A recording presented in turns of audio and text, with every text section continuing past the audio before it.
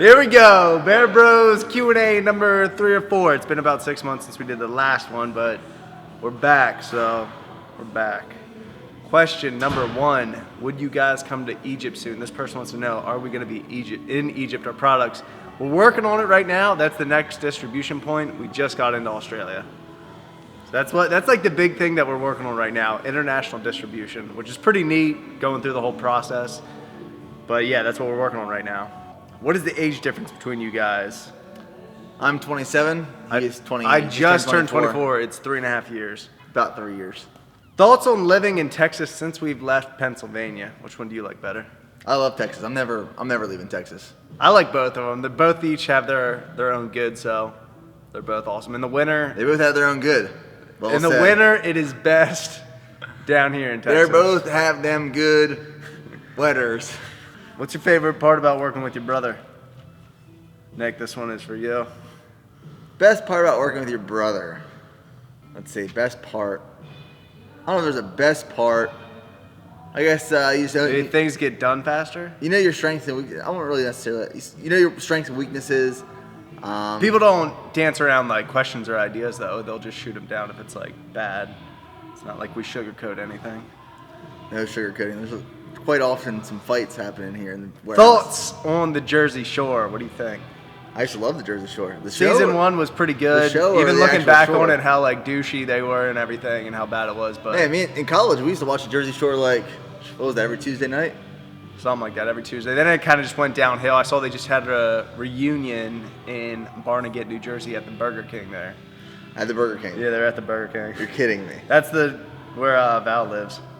They had a reunion at the Yeah, Burger at King. the BK. The BK was doing some launch of some big product or something like that, and that's where the Jersey Shore reunion was. I was a big Ronnie fan back in the day. I aspired to be Ronnie.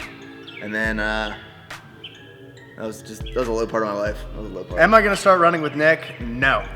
Flat out, no. I try to run a mile or 2 here every now and then. Just feel better when I do it, but I'm not that big of a runner. I ran 8 miles last night, 7-minute pace. Getting stronger. This one's for me because I have a business, I guess, degree and background. Do you ever see yourself owning my own business or a new venture outside of BPN? Maybe like personal training or something like that, like online personal training or workout programs. But the main thing is right here, BPN. BPN, baby. Yep. Favorite taco spot around Austin? I mean, I'm a big fan of Torchy's, so you can't go wrong with Torchy's. Tacos, Like the taco? I'm personally a fan of Pueblo Viejo, which is on East 6th Street. Very authentic tacos.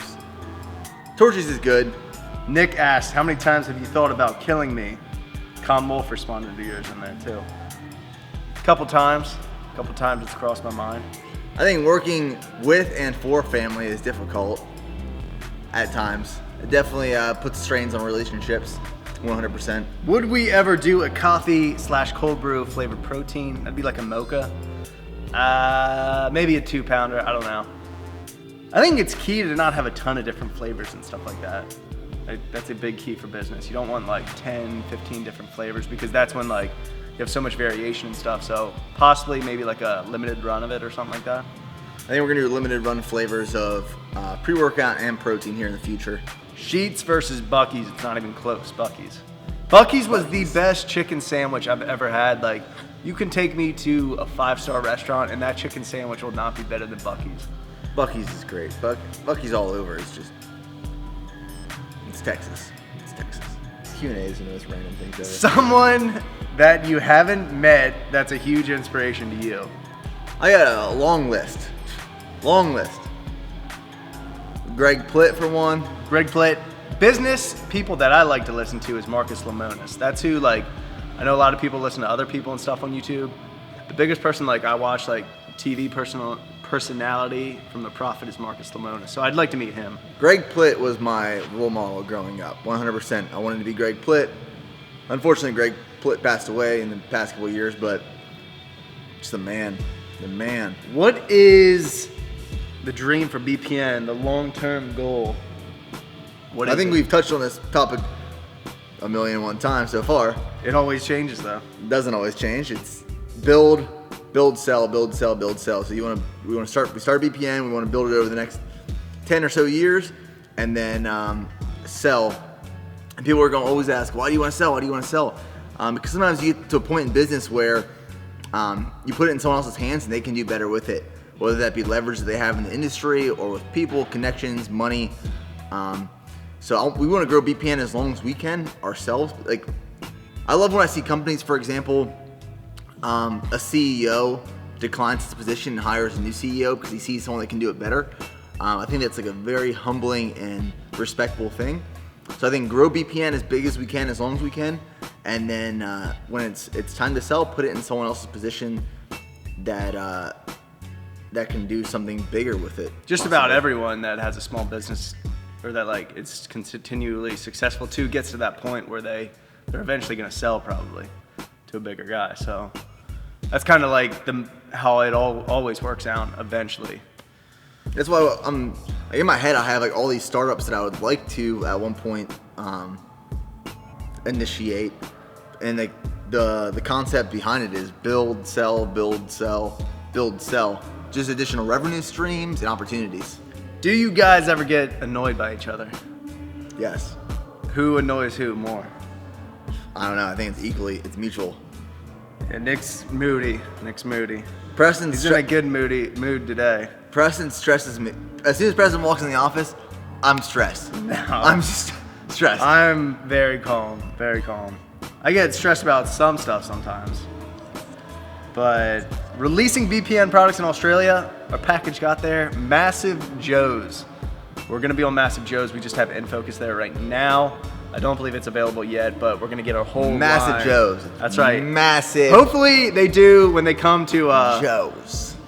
Hopefully when they come to do their TMJ in the USA, they don't come anywhere in the Southwest. So hopefully they come here next year, because I know they go to Redcon, all the other places. So we got to get them down here.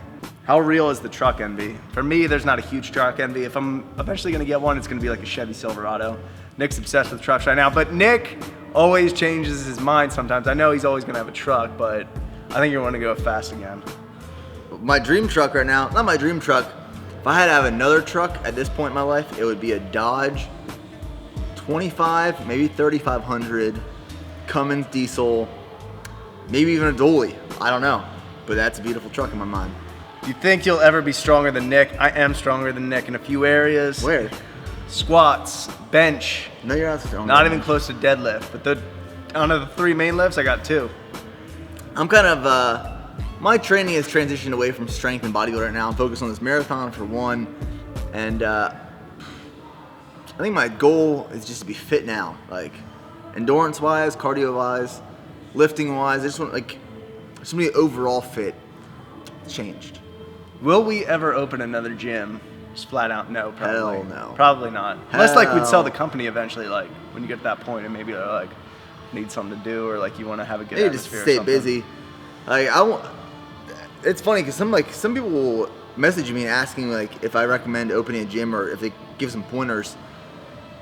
Unless like you're in a franchise, that's where you make money. Franchise gyms will make money with memberships and training and pro shop and supplement sales and stuff like that. But like mom and pop gyms, we've talked to in the past year so many gym owners. Yeah, we know like gyms around here in places. The like, big gyms, they too. have to literally like owners have to personal train 12, 13 hours a day just to make their rent. And they're still not making any money. So it's If you can break even with a gym, you're doing well.